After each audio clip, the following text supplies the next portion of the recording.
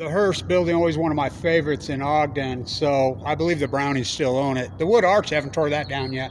When I was a young guy, I started plastering at 15, 16 years old. I was working for George Pappas, redoing that lower 25th, plastering that wall. I used to come up here for lunch. And so there used to be the coolest pub in here and the bar, and I'm in here, and one of the Brownie heirs is in here, and he's like, Kev.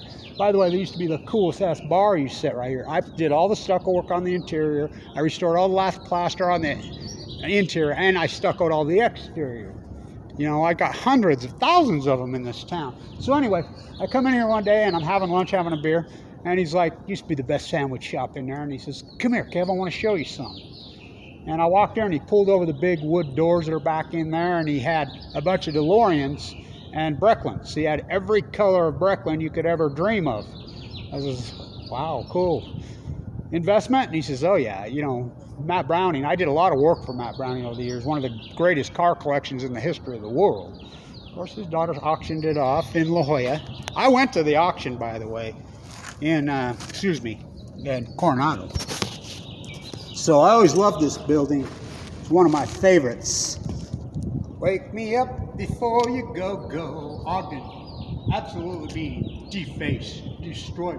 It's disturbing. It's heartbreaking. No respect for the history. No respect for anything. I mean, it's so disgustingly. I will quote George Pappas to me when I was a kid. By the way, this is the homeless preacher. The homeless population is gigantic here. And he's like, Kevin, one day you'll wake up and realize the economy of Ogden, Utah is corruption. Without corruption, there is no economy. And I'm like, well, you know, it's unbelievable what I've experienced. Now it's just ignorance. What a great building inside there. I believe the Brownies still on it. Don't know, but who knows? Because all these historic buildings are all vacant, including the old Deseret Gym, Weber State's Wamasaka National Championship, which is the best building in Ogden. I mean, that building's incredible. Been vacant for 25 years.